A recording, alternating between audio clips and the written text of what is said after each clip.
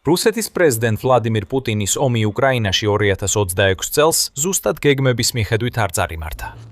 უკრაინულ ქალაქებში მომაკვდინებელი დაბომბვების კამპანიის შემდეგ, რამაც მილიონობით მცხოვრებისთვის ელექტროენერგიისა და წყლის მასშტაბური გათიშვები გამოიწვია სასტიკად ცივ ზამთარში, ის იმედოვნებდა, რომ გაზაფხულზე მასშტაბური შეტევით გააგრძელებდა წინსვლას.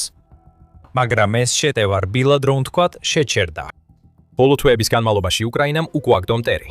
მან არა მხოლოდ შეაჩერა რუსეთის შეტევა მნიშვნელოვან მიმართულებებში, არამედ მზარდი რაოდენობის წყაროების მიხედვით, მან ფაქტობრივად დაიბრუნა მნიშვნელოვანი ტერიტორიები უპრეცედენტო გამარჯვებების შემდეგ. ამავე დროს უკრაინის პრეზიდენტის ვოლოდიმირ ზელენსკის შორმანძილზე დარტყმების კამპანია, რაც გულისხმობს დრონებისა და რაკეტების შორმანძილზე დარტყმებს რუსეთის სიღრმეში გაძლიერდა, ისევე როგორც ზიანი, რომელსაც ისინი აყენებენ. სიტუაცია აშკარად იძაბება ფრონტის ხაზზე და მის მიღმაც, განსაკუთრებით რუსების საჯდომ ქვეშ. აქ არის ბოლო მოვლენები და რას გვეკვებიან ისინი ომის მიმართულებაზე. თავის რეგულარულ საღამოს მიმართვაში პარასკევს 22 მაისს ვოლოდიმირ ზელენსკიმ განაცხადა, რომ ბოლო თვეებში უკრაინის პოზიციები ფრონტის ხაზზე მნიშვნელოვნად გაძლიერდა. მართალია, უკრაინის პოზიციები ახლა უფრო ძლიერია ვიდრე წინა წლებში. წლის დასაწყისიდან ჩვენი ტერიტორიის 580 კვადრატული კილომეტრი დაახლოებით 228 კვადრატული მილი გათავისუფლდა და კონტროლის ქვეშ დაბრუნდა.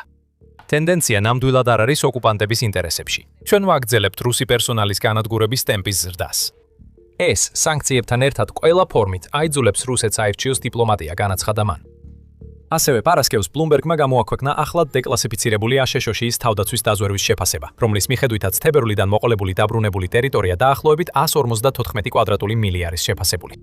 რამდენიმე დღით ადრე ომის კვლევის ინსტიტუტმა მხოლოდ აპრილში დაბრუნებული ტერიტორია დაახლოებით 44.8 კვადრატულ მილად შეაფასა.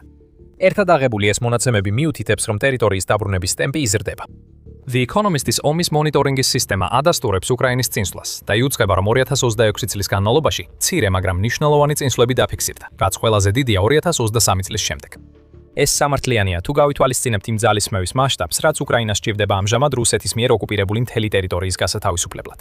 ძნელია ზუსტად თქმა, რამდენია ეს ტერიტორია. თუმცა ზოგადად მიიჩნევა, რომ ეს არის დაახლოებით უკრაინის მთლიანი ტერიტორიის მეხუთედი, დაახლოებით 45,000 კვადრატული მილი. ასე რომ 154 კვადრატული მილი 4-დან 5 თვეში კარგი დასაწყისია, მაგრამ ჯერ კიდევ ძალიან გრძელი გზაა გასავლელი. ზუსტი კონტროლირებადი ტერიტორიების რუკაზე გადატანის სირთულის დიდი ნაწილი ის არის, რომ ფრონტის ხაზები ყოველდღიურად იცვლება. ეს გარდაუვალია, თუ გავითვალისწინებთ საბრძოლო მოქმედებების მასშტაბს, დაახლოებით 680 მილზე გადაჭიმულ ფრონტის ხაზზე.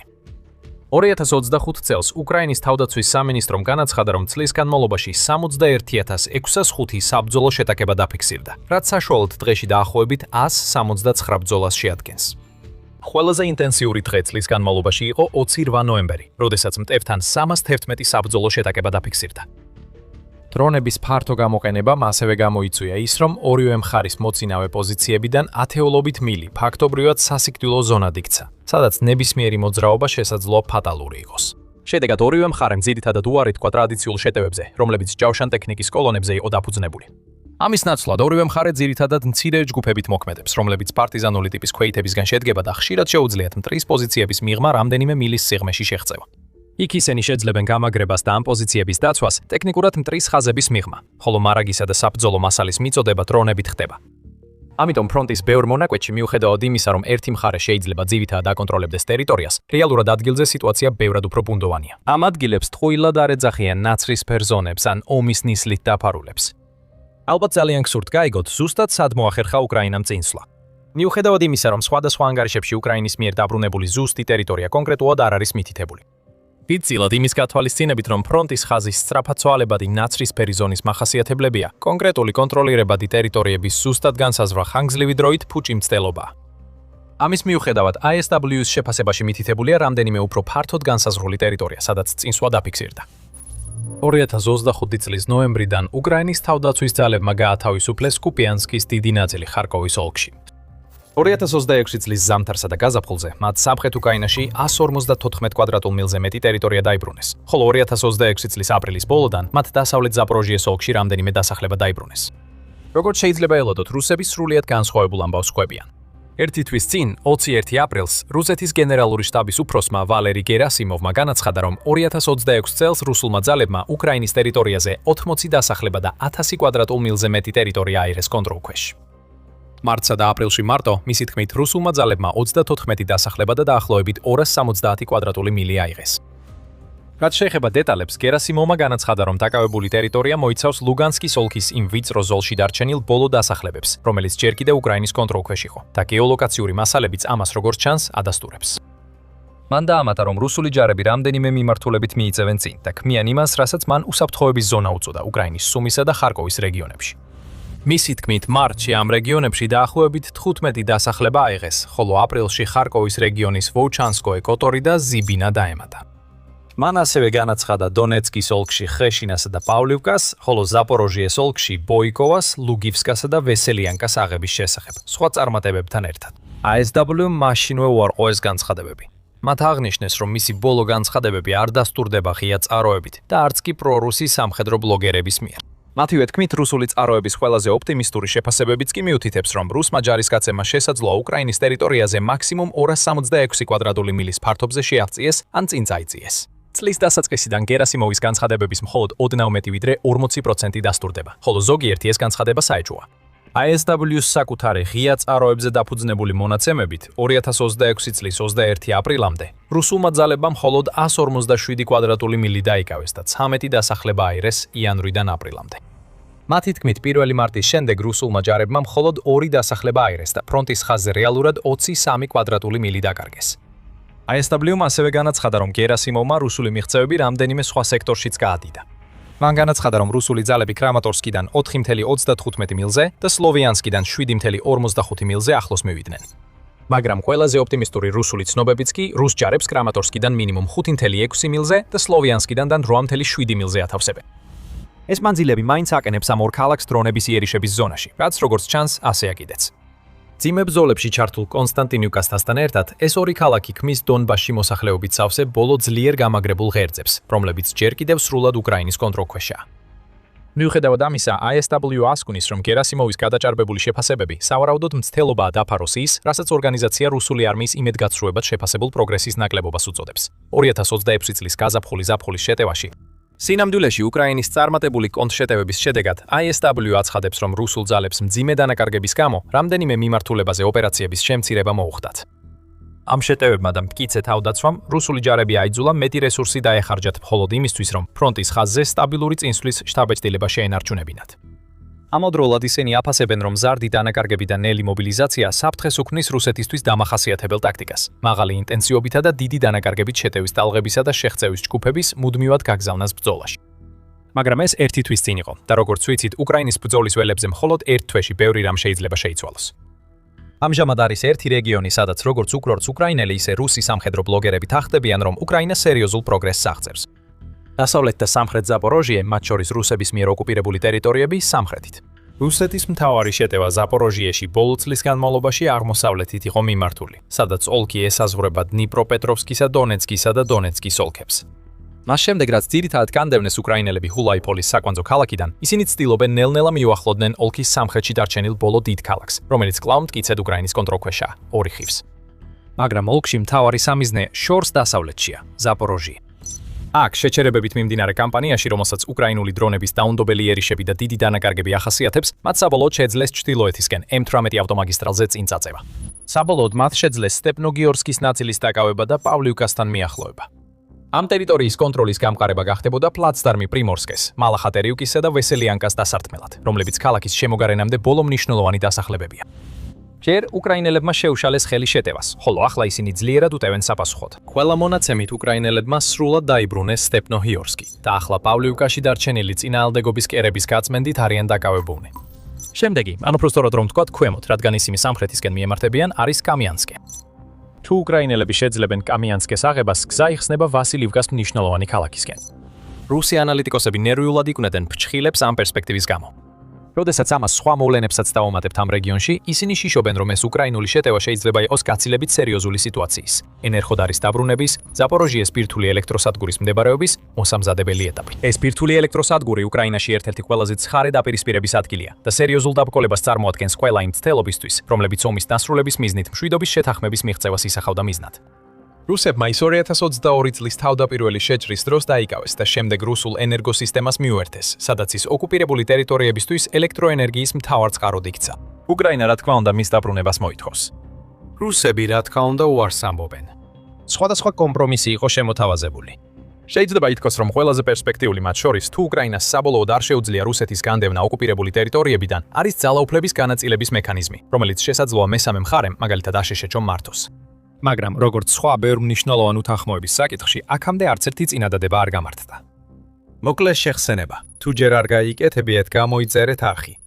სამხედრო შოუში ყოველდღიურად გთავაზობთ მსოფლიოს ყველაზე მნიშვნელოვან სამხედრო მოვლენებს და უახლეს ანალიზს, რომელიც განმარტავს, რას ნიშნავს ეს მოვლენები. დააჭირეთ გამოწერის ხილაკს, რომ არაფერი გამოგჩეთ. რუსი ანალიტიკოსები ახლა შიშობენ, რომ უკრაინული შეტევა სტეპნოჰიორსკის გავლით ვასილივკისკენ სინამდვილეში ემსახურება გზის გაწმენდას ენერგაწმენდას ენერგოდარზე იერიშისთვის, რათა ატომური ელექტროსადგური აღმოსავლეთიდან დაიბრუნო. ამ შეტევის პარალელურად ისინი ამბობენ, რომ უკრაინული ძალები დნეპრის მდინარეს ჩრდილოეთიდან გადალახავენ, რითაც ორმხრივი იერიშს განახორციელებენ, რომლის ჩახშობაც რთული იქნება. მაგრამ ქალაქის აღმოსავლეთით წინსვლა ერთადერთი ნიშანი არ არის იმისა, რომ რაიონში რაღაც დიდი შეიძლება მზადდებოდეს. რუსი ანალიტიკოსები ასევე მიუთითებენ უკრაინული ხელისუფლების მიერ ნიკოპოლის ქალაქში და მის მიმდებარე ტერიტორიაზე გაცემულ სავალდებულო ევაკუაციის ბრძანებებზე. ნიკოპოლის რაიონი მდებარეობს დნეპროპეტროვსკის ოლქის იმ ნაწილში, რომელიც ზაპოროჟიეს დასავლეთითაა. ოლქის დედაქალაქს ასე სიყვარულით მოიხსენიებენ ადგილობრივები. ნიკოპოლის რაიონი ატომური ელექტროსადგურიდან მხოლოდ 4 მილის დაშორებითაა, თუმცა დნეპრის მეორე მხარეს. 12 მაისს რეგიონულმა სამხედრო ადმინისტრაციამ ნოოკიევკასა და ილინკაში, მარანეცის მახლობლად, ასევე ვიში ტარასივკაში, მარიუკის მახლობლად მცხოვრებ ყველა 28 ოჯახს ბავშვებით, მარანეცის სოფელში 1 ქუჩის მცხოვრებლებს და ნიკოპოლში 100 ქუჩის მოსახლეობას უბრძანა, 1 თვის განმავლობაში დაეტოვებინათ საცხოვრებელი ადგილები. ოფიციალურად ეს გადაწყვეტილება მიღებულია მოსახლეობის გადასარჩენად რუსული დაბომბისა და საარტილერიო ცეცხლის გაძლიერების ფონფონზე. არაოფიციალურად კი ევაკუაცია პირდაპირ გზას გახსნის შეტევისთვის ენერგოდარზე. ამავე დროს ბოლო კვირებში უკრაინულმა ძალებმა ენერგოდარის სამხრეთით მდებარე კრიტიკული მნიშვნელობის M14 ავტომაგისტრალი რუსული ლოგისტიკისთვის ნამდვილ ჯოჯოხეთად აქციეს. ახლა ეს უბრალოდ ჩვეულებრივი გზა არ არის. რუსებისთვის ცნობილია როგორც R280 ნოვოროსიის გზატკეცილი, რომელიც აღმოსავლეთ-დასავლეთის მიმართულებით გადის და აკავშირებს რუსეთის ძირითად ტერიტორიას ყირიმთან, ოკუპირებულ ხერსონთან და მიკოლაივთან დასავლეთით, ხოლო ფრონტის ხაზებთან აღმოსავლეთით. მას სიცოცხლის გზად მოიხსენიებდნენ როგორც სამოქალაქო, ისე სამხედრო გადაადგილებისთვის და ის რუსული მომარაგების, საწვავისა და სარდლობის პუნქტებისთვის თავარ ლოგისტიკურ დერეფნად ითვლებოდა, მაგრამ ახლა ასე აღარ არის. როგორც შეშინებული რუსული მედია ადასტურებს, სიცოცხლის გზა სიკვდილის გზად იქცა ბოლო კვირებში უკრაინული დრონებისა და რაკეტების მუდმივი და ძლიერი შეტევის შედეგად.